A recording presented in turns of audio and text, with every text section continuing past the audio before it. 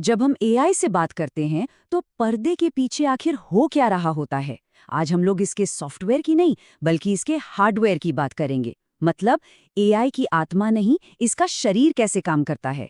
और हम बिल्कुल शुरू से शुरू करेंगे। सोचिए, जब चैट जीपीटी से कोई सवाल पूछा जाता है या मिड जर्नी से कोई इमेज बनाने को कहा जाता है, तो पर्दे के पीछे आखिर चल क्या रहा है, ये सोच कौन रहा है।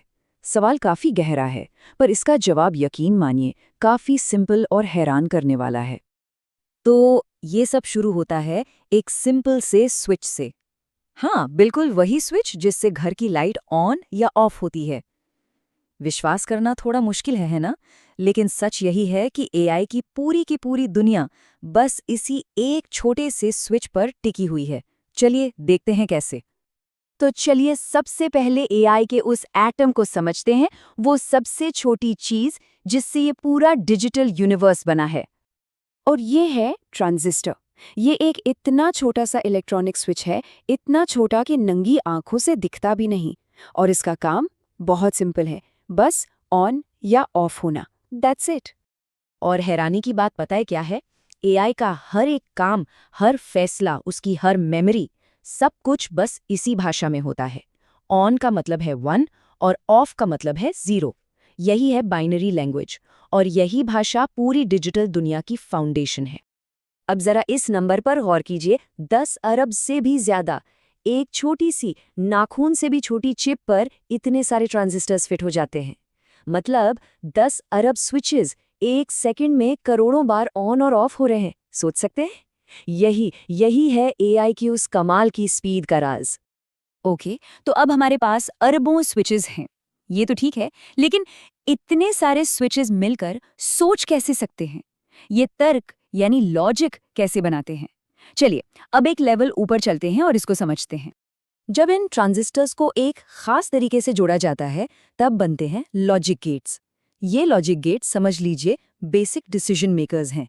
ये एंड और नॉट जैसे सिंपल रूल्स पर काम करते हैं, जैसे क्या ये दोनों चीजें सच हैं या इनमें से कोई एक सच है। इन्हीं से सिंपल कैलकुलेशंस जैसे जोड़ने का काम होता है। इन्हें एआई के दिमाग की सबसे पहली ईंट कह सकते हैं। इसको ऐसे समझते हैं, अगर ट्रांजिस्टर एक ईंट है तो इन ईंटों को जोड़कर लॉजिक गेट्स की दीवारें बनती हैं, और फिर लाखों ऐसी दीवारों को मिलाकर एक पूरा प्रोसेसर यानी एक चिप का घर तैयार होता है। ठीक है, तो अब चिप तैयार है, लेकिन सवाल यह है कि एआई को इतनी ज्यादा पावर, इतनी ताकत की जरूरत ही क्यों है? आखिर ऐसा क्या है उसमें? वजह यह है कि एआई मॉडल्स बहुत बहुत बड़े होते हैं और उन्हें चलाने के लिए एक सुपर फास्ट ब्रेन चाहिए होता है। और बस यहाँ पर एक प्रॉब्लम आती है। हमारे कंप्यूटर्स और लैपटॉप्स में जो स्टैंडर्ड सीपीयूज लगे होते हैं, वो एआई के इतने कॉम्प्लेक्स कामों के आगे धीमे पड़ जाते हैं। ऐसा क्यों?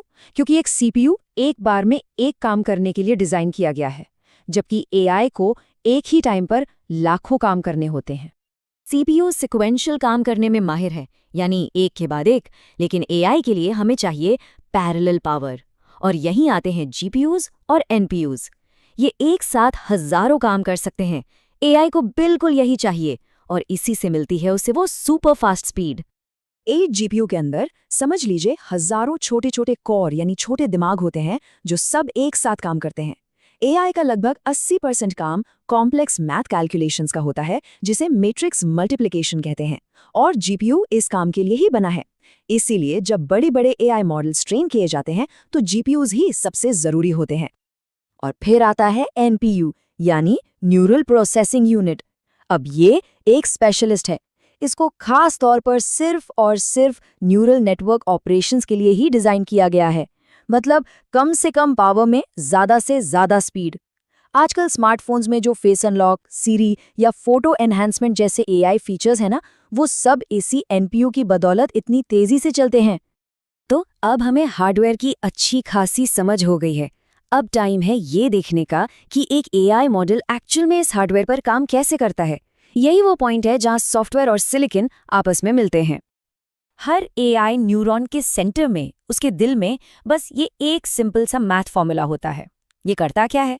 ये बस इनपुट को एक वेट यानी महत्व से मल्टीप्लाई करता है और उसमें एक बायस यानी झुकाव जोड़ देता है।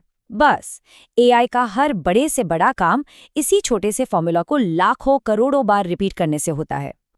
तो आइए देखते हैं कि एक न्यूरॉन चिप पर सोचता कैसे है। स्टेप 1, चिप की मेमोरी से वेट का वैल्यू आता है। स्टेप 2, एक लॉजिक गेट जिसे मल्टीप्लायर कहते हैं, इस वेट को इनपुट से मल्टीप्लाई करता है। स्टेप 3, एक दूसरा लॉजिक गेट यानी एडर इसमें बायस को जोड़ देता है।